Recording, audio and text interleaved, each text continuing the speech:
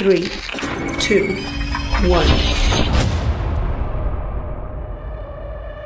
Jadi kalaupun kita harus memberikan yang selain ASI, itu ada indikasi medisnya. Terus kemudian yang terpenting adalah midline. Jadi posisi kepala, punggung, sama bokongnya bayi ini satu garis lurus. Jadi memang harus ada sandarannya. Jadi pertama kali saya selalu bilang, ibu yang enak ibunya dulu. Begitu ibunya sandar, dia nyaman, saya baru mau sisihkan bayinya. Sebenarnya kalau memang ASI eksklusif, bayi itu sebenarnya sehat. Oh begitu. Hampir 6 bulan itu tidak sakit sama karena sekali. Dari ASI-nya itu tadi. Yes. Berarti artinya tidak boleh ada jeda atau digantikan yang lain dari usia 0 sampai 6 bulan.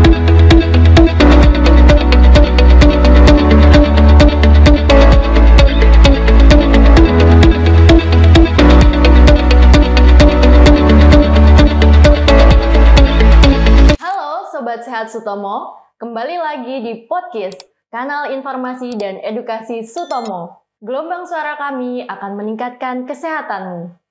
Hingga saat ini, angka pemberian ASI eksklusif di Indonesia belum mencukupi target nasional, yakni sebesar 80%.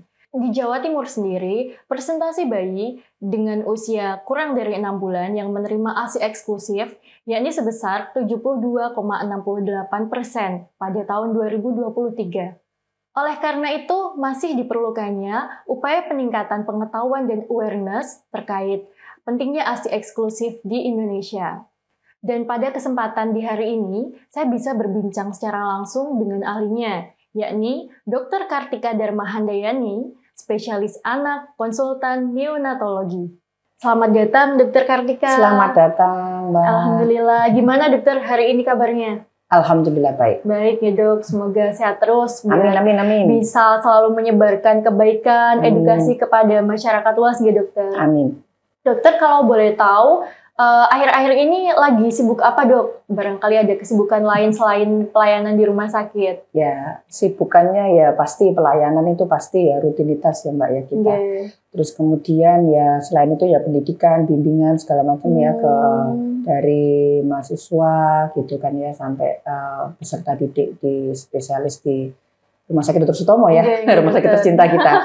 Dan kemudian ya kesibukan untuk yang lainnya ya sama sih keluarga gitu ya. Terus kemudian tapi yang utama adalah memang karena kita ini akan mendekati ini ya tadi sesuai temanya kita ya kenapa ngangkat ASI karena kan habis ini kan kita bulan Agustus itu kan ada pekan ASI, seperti itu. Jadi kita nyiapin gitu kan ya, apalagi dari divisi neonatologi. Oh, berarti dari divisi juga masih ada acara gitu, dokter? Ya, pasti. Penyuluhan itu setiap hari, setiap Jumat Mbak kita penyuluhan. Itu penyuluhannya di lingkup rumah sakit atau? Ya, di lingkup di ruang NICU. Jadi kan kadang kita kalau semuanya ngomongin ASI, yang paling sulit itu apa? Mempertahankan ASI di kalau bayi dan ibunya terpisah, bener nggak? Oh, enggak betul dok. Karena kita lingkupnya saya di menangani bayi yang sick baby, jadi kan berarti bayinya saya harusnya di rumah sakit gitu kan, ibunya di rumah. Sudah di rumah. Itu bagaimana mempertahankan? Nah itu kita perlu komunikasi yang koordinasinya harus tepat juga gitu dokter. Iya, jadi kadang ibu-ibu itu kadang-kadang ya mungkin malu bertanya apa kadang, jadi makanya kita sensitasinya itu dengan ayo penyuluhan aja gitu kan ya, mau nggak mau kadang yang dari awalnya malu-malu mereka akhirnya bertanya yang seperti itu. Tapi untuk penyuluhannya bisa dilaksanakan secara langsung dengan ibunya gitu? Ya bisa, karena kita kontak langsung sama mereka bener. Memang itu tujuan kita gitu ya, apa istilahnya ya, komunikasi efektif ya sama mereka. Terkadang kan mereka supaya tidak ada jarak antara kita nakes sama ibunya. Jadi informasi yang disampaikan juga sesuai ya dokter, bisa diterima langsung oleh beliau gitu. Jadi dok begini, agar ini tidak berlarut, maksudnya di obrolan yang panjang terkait ASI eksklusif, rasanya kurang pas dok kalau belum mengetahui tentang pengertian awalnya dulu tentang ASI, karena mungkin kebanyakan masyarakat itu mengetahuinya hanya ASI itu air susu ibu, padahal itu kan hanya sebatas akronim ya dokter. Jadi mungkin mumpung masih di sini masih ada dokter, jadi bisa dijelaskan kira-kira ASI eksklusif itu apa gitu dok? Ya, terima kasih. Jadi kayak ujian ini ya. Kayak ujian. Jadi ASI eksklusif. Agak tegang ya dokter. Jadi ASI eksklusif itu adalah sebenarnya kita hanya memberikan bayi hanya ASI aja, air susu ibu selama minimal 6 bulan. 6 bulan. Karena kita mengikut WHO ya. Kalau WHO itu berarti kita memberikan hak bayi yaitu 4 besar makanan bayi. Yang pertama itu kita harus menjalankan inisiasi menyusui dini. Kemudian yang kedua adalah ASI eksklusif, yaitu selama 6 bulan full. Kemudian ASI plus MPASI itu setelah 6 bulan. 6 bulan tadi. Nah, waktu dia 6 bulan mulai MPASI, ASI tetap dilanjutkan. Oh, begitu. Begitu. Jadi yang kita ngomong ASI eksklusif itu berarti kan 0 sampai 6 bulan. 6 bulannya. Itu eksklusif, tidak diberikan cairan apapun, kecuali mungkin obat-obatan ya kalau sebenarnya memang anaknya. Tapi actually sih sebenarnya kalau memang ASI eksklusif, bayi itu sebenarnya sehat. Oh, begitu. Hampir 6 bulan itu tidak sakit sama sekali. Karena dari ASI-nya itu tadi. Yes. Berarti artinya tidak boleh ada jeda atau digantikan yang lain dari usia 0 sampai 6 bulan gitu nggak, Dok? Harus ASI. Harusnya kalau bayinya sehat, kemudian ibunya sehat, tidak ada indikasi khusus yang sangat urgent ya. Jadi istilahnya tidak ada kontraindikasi absolut tidak memberikan ASI, ya bayi itu harus dapatnya ASI. Gitu. Hak istilahnya kita ngomongnya itu hak bayi. Dan kewajibannya adalah kewajiban kita. Istilahnya nakesnya yang memotivasi ibunya wajib memberikan ASI. Support. Karena memang support dari nakes itu sangat betul. Tidak cuma nakes ya, keluarga.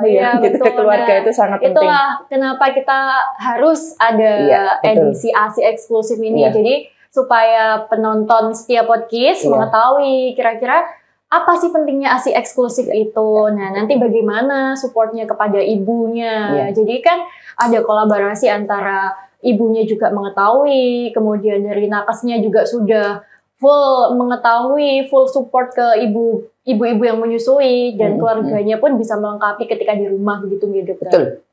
Kemudian, Dok, kalau untuk manfaatnya sendiri itu untuk apa ya, Dok, ASI eksklusif ini? Ya, sebenarnya seperti ini ya, kita kalau sebenarnya Muslim ya juga tahu ya sebenarnya ASI itu harus diberikan selama minimal 2 tahun yang seperti itu. Jadi tidak mungkin salah ya dari ASI. Jadi kami pun berkecimpung di bidang ASI. Saya selalu membaca semua jurnal, semua penelitian itu mengatakan tidak ada yang pernah yang salah dengan ASI. Jadi kalau dengan segala manfaatnya ya dari segi nutrisi gitu ya, komposisinya yang subhanallahnya contohnya ya. Kalau bayi itu lahirnya prematur gitu ya, dengan bayi yang lahirnya cukup bulan atau aterem gitu ya, sesuai masa kehamilan cukup bulan, itu akan menyesuaikan kandungan ASI-nya itu. Memang komposisi ASI akan tetap sama, karbohidrat, protein, lemak yang seperti itu, dan segala antibodi, kemudian mineral semuanya ada semua di ASI. Cuman kandungannya itu akan berbeda disesuaikan dengan umur si bayi dari ibunya tersebut. Jadi kalau saya bilang ya spesifiknya apa ya, memang spesifik spesies ya. Jadi memang kita mintanya kalau anaknya manusia ini ya dapatnya ASI dari ibu manusia gitu ya. Terus kemudian ibunya kalau yang terbaik ya ibunya kandungnya gitu ya. Gitu. Nah, seperti itu. Jadi manfaatnya ya banyak ya. Salah satunya mungkin beberapa penelitian mungkin yang sudah lama ya. Jadi sebenarnya contohnya mengurangi kejadian diare yang seperti itu ya. Terus kemudian radang telinga tengah itu yang seringnya, pneumonia, radang paru ya. Jadi pengalaman ya Mbak ya. Jadi dulu ada pernah satu pasien waktu itu kita punya pengalaman pasien kembar. Pas kembar dia kembarnya dengan IVF gitu ya. Maksudnya dengan program gitu kan ya. Begitu dapat putranya kembarnya pokoknya lebih dari 2 gitu ya. Terus waktu karena bayinya masih harus dirawat di NICU gitu kan ya. Terus dia kan bolak-balik gitu. Sudah wajahnya ayahnya udah kayak zombie gitu kan ya waktu nganterin ASI. Bukan khawatir. Jadi saya langsung gini, "Pak, capek ya Pak ya?" Iya. Terus karena dia nggak nganter. Jadi karena bayinya masih di NICU, ibunya merah di rumah, bapaknya kan yang nganter kan. Terus saya bilang, "Gimana Pak? Tapi saya harus semangat Dok, saya tuh punya pengalaman trauma karena dulu anak saya yang pertama tidak dapat ASI. Dan anak saya meninggal karena pneumonia yang seperti itu. Jadi makanya itu adalah kisah-kisah nyata. Mungkin kalau sebenarnya ngomong ya penelitian ini berapa persen itu pasti itu kan memang gini gitu ya. Tapi kalau kisah nyata seperti ini kadang saya benar ya yang seperti itu ya, dia begitu kekehnya itu gitu. Bukti dari manfaatnya memang sangat penting nyata kan ya. Betul. Alhamdulillah. Jadi artinya memang dari manfaat itu kita juga tidak bisa menggantikan nutrisi yang lain gitu.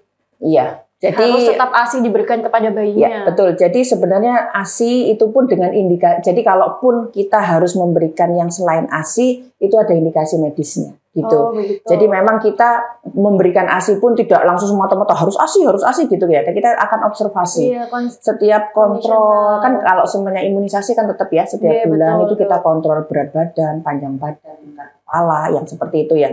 Itu kita kontrol. Kalau semuanya nanti ada sesuatu yang loh kok nggak naik beratnya, nah itu kita evaluasi kenapa, mungkin posisi penyebabnya kenapa, yang seperti itu gimana, selama ini nutrisi ibunya, posisi perlekatannya itu kita perbaiki lagi, kita evaluasi dari ya, semua aspek berarti ya, gitu, betul. Kan? Jadi sebelum kita memutuskan, oh ini memang perlu tambahan ke susu catch up ke susu yang formula ya, formula khusus mungkin ya yang sesuai indikasi medis itu kita akan follow up dulu. Berarti tetap kondisional pun juga gitu. Iya, betul. Jadi kita nggak yang harus gitu terus anaknya sudah beratnya turun terus tapi kita maksa gitu ya juga tidak. Gitu. Itu juga nanti salah ya dok. Iya, kan kita istilahnya kalau bayi itu kan pertumbuhannya kan memang istilahnya golden period ya. Jangan sampai kita ngelewatin golden period itu. Kemudian bagaimana dengan kasus pemberian air tajin dok? Jadi itu masih ada sebagian orang tua yang memberikan air tajin yang dikatakan itu bahasanya itu pengganti ASI atau susu formula. Mungkin ada keterbatasan yang lain ya dokter. Jadi diberikanlah air tajin. Nah, dalam pandangan medis sendiri, kira-kira apakah hal tersebut itu diperbolehkan untuk pengganti nutrisinya gitu? Itu jelas enggak ya? Enggak bisa nggak? Langsung saya tegaskan jelas tidak gitu ya. Karena tadi yang seperti kita per definisi adalah ASI eksklusif, berarti eksklusif hanya ASI air susu ibu saja yang diberikan pada bayinya.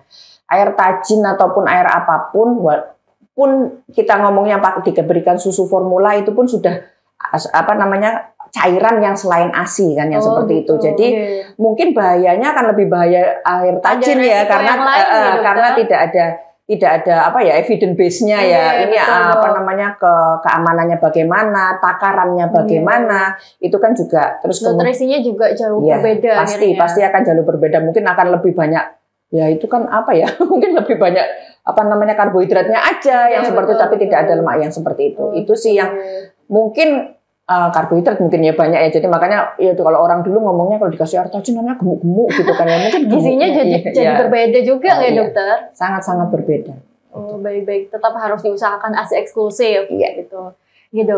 Kemudian dok, kalau itu kan dari nutrisi bayinya. Nah, yang ingin saya tanyakan lagi itu terkait nutrisi untuk ibunya. Jadi makanan apa saja sih dok yang boleh dan bisa menjadi ASI booster bagi ibunya ini dok? Iya, sebenarnya banyak ya. Jadi itu pertanyaan penting ya. Atau istilahnya terkadang kan ibu-ibu, saya sudah makan banyak dok, tapi kok ASI saya seret gitu ya. Jadi sebenarnya saya selalu bilang nutrisi pasti ya, nutrisi yang terbaik buat ibu ya harus seimbang, gizi seimbang ya. Gizi seimbang itu kan ya sudah tahu ya pasti ya karbohidrat, lemak, protein ya semuanya, protein nabati, protein hewani semuanya ibunya harus ada makan gitu ya. Terus yang pasti mungkin yang harusnya memang yang harus kita berikan adalah hal-hal yang mungkin dihindari, kalau bisa jangan junk food yang seperti itu. Begitu. Kemudian makanan-makanan yang kafein kayak gitu, hindari merokok juga gitu kan ya. Jadi terkadang satu lagi adalah ini ya banyak mitos ya terkadang ya. Mitosnya tuh gini, dok boleh nggak saya minum es gitu kan ya. Nanti anak saya pilek gitu kan ya kayak gitu ya. Padahal dia hobinya es gitu waktu dia masih belum punya baby gitu kan ya. Kadang kalau nggak makan atau kalau nggak makan sambal dok, saya nggak bisa makan, makan saya nggak bisa banyak gitu kan. Saya selalu bilang mungkin jangan mainstream levelnya langsung level 20 gitu ya. Mungkin akan rasa pedas aja untuk meningkatkan kemudian lihat efeknya ke bayinya. Kalau memang di efek di bayinya tidak ada apa-apa ya nggak apa-apa.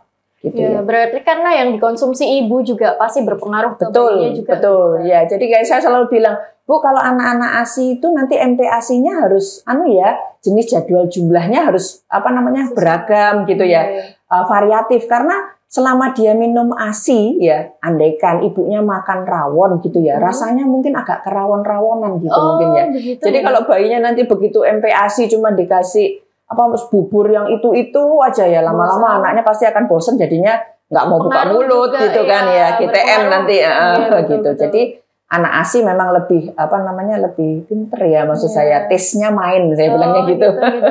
Jadi ibunya juga harus banyak ide juga ya, ibunya memang harus banyak ide.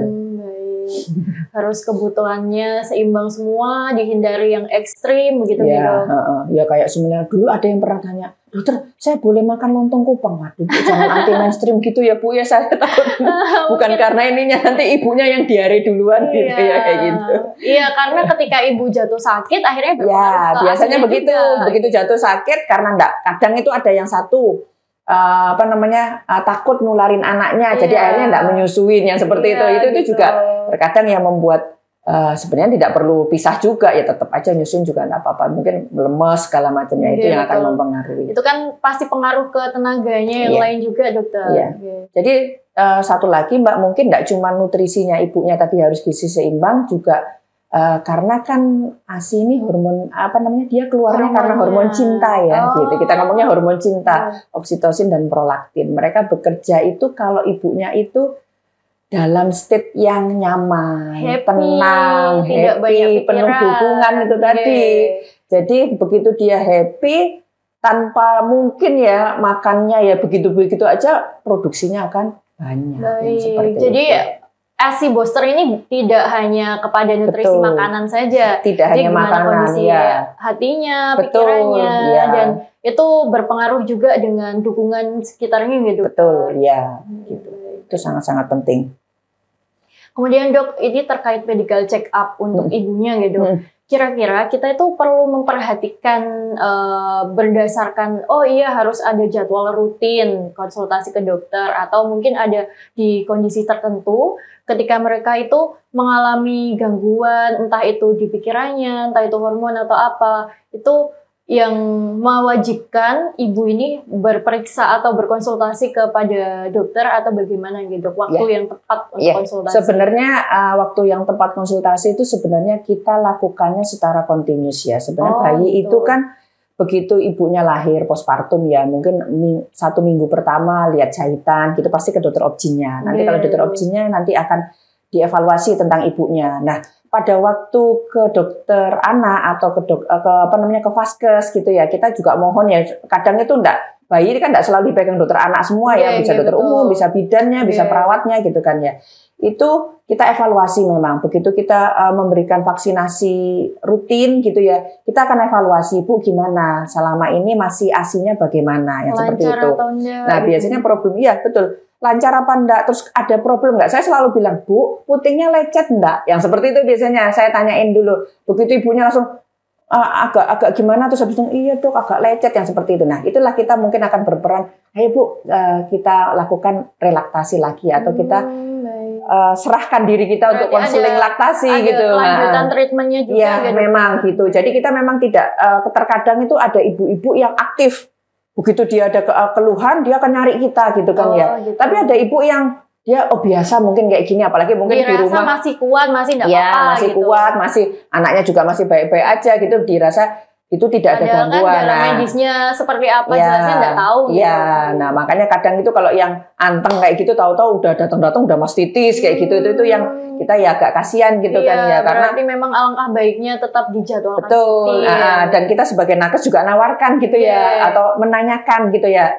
Ya walaupun basa-basi terkadang ya alhamdulillah kalau semuanya ibunya bilang, "Oh, enggak ada masalah kok, anak saya baik," apalagi kita lihat profilnya bayinya beratnya naik gitu kan, anaknya aktif ya, terus enggak sakit segala macam ya, biasanya sih everything is okay gitu kan ya.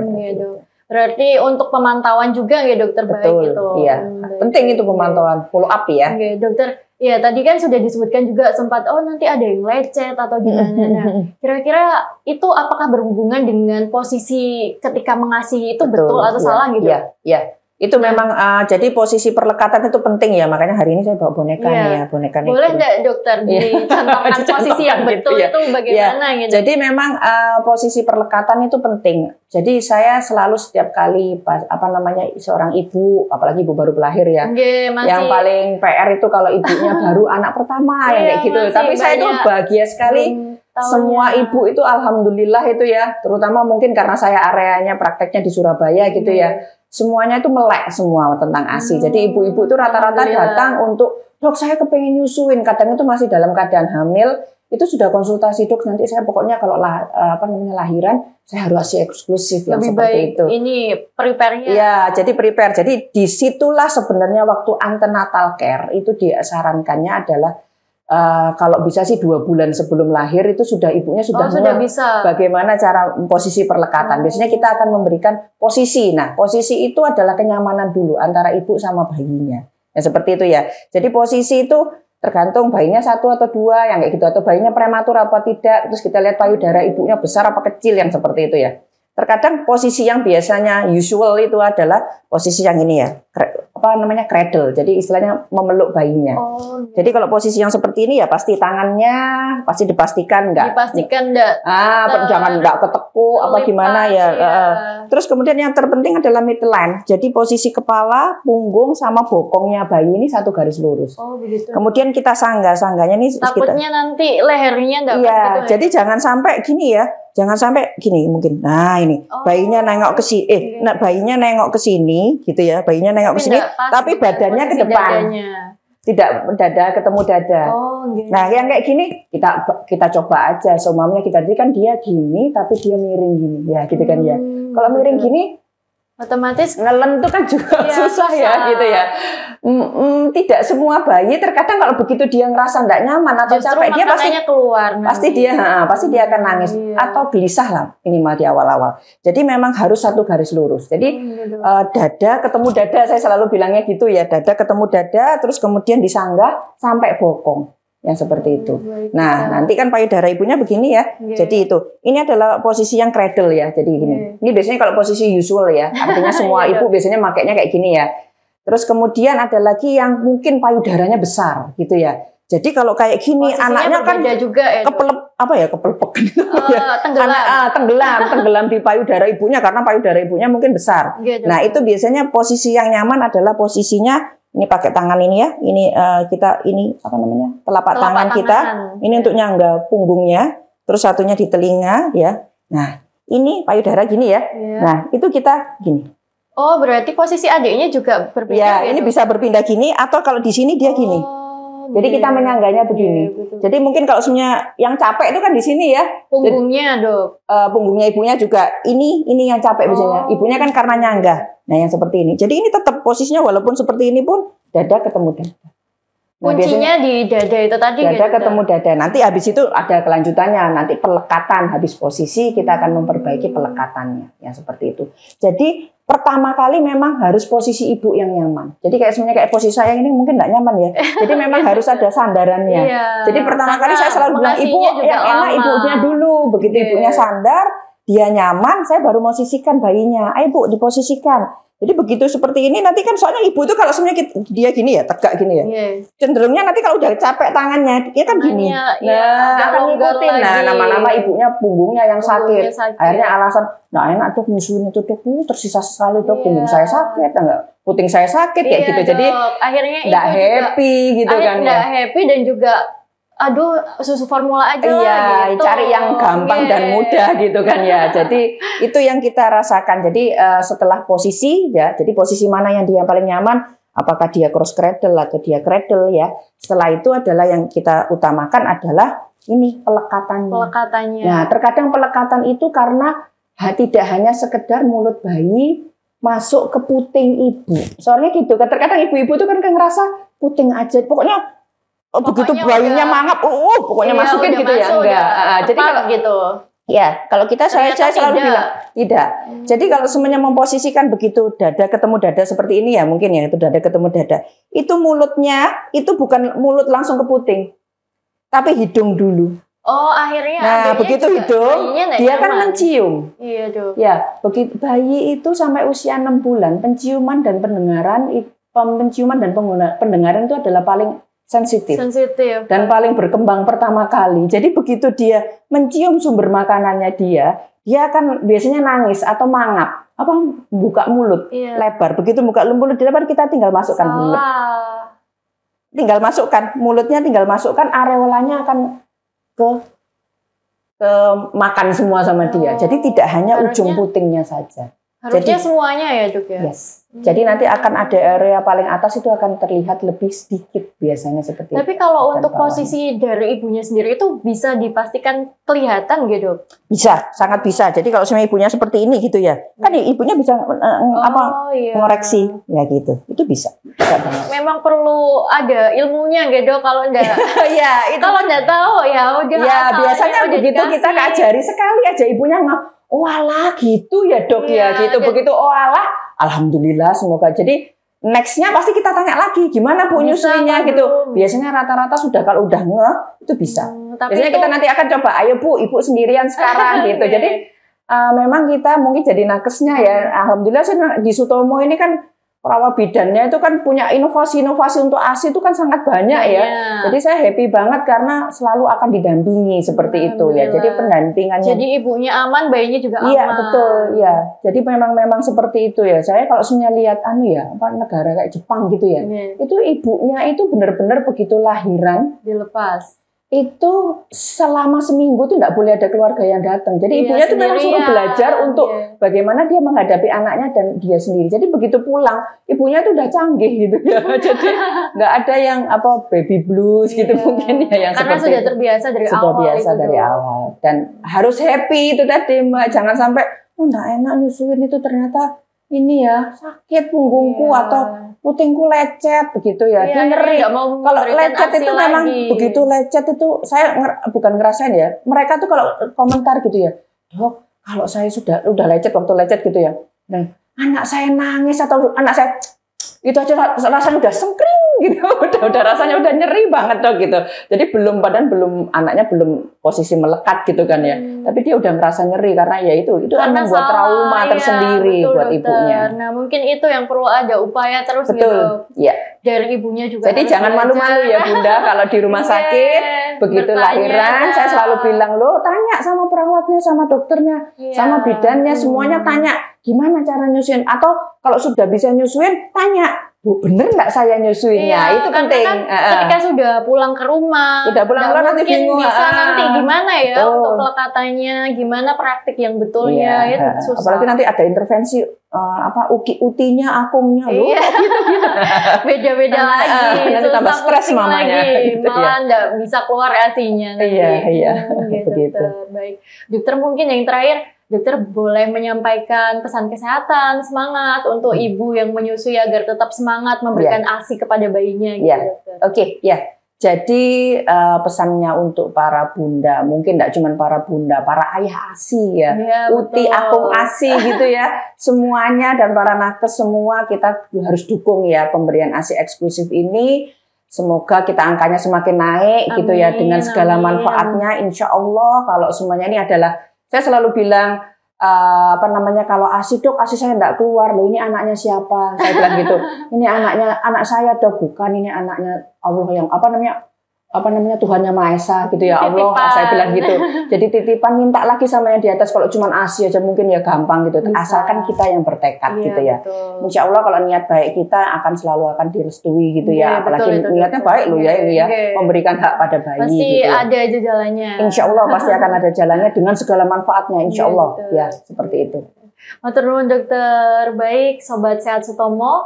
Untuk sesi kali ini kita cukupkan dan nantikan episode yang selanjutnya yang tidak kalah menarik juga. Kemudian semoga manfaatnya ini terus mengalir ya dokter. Amin. Saya juga mengucapkan terima kasih banyak karena sudah membagikan informasi.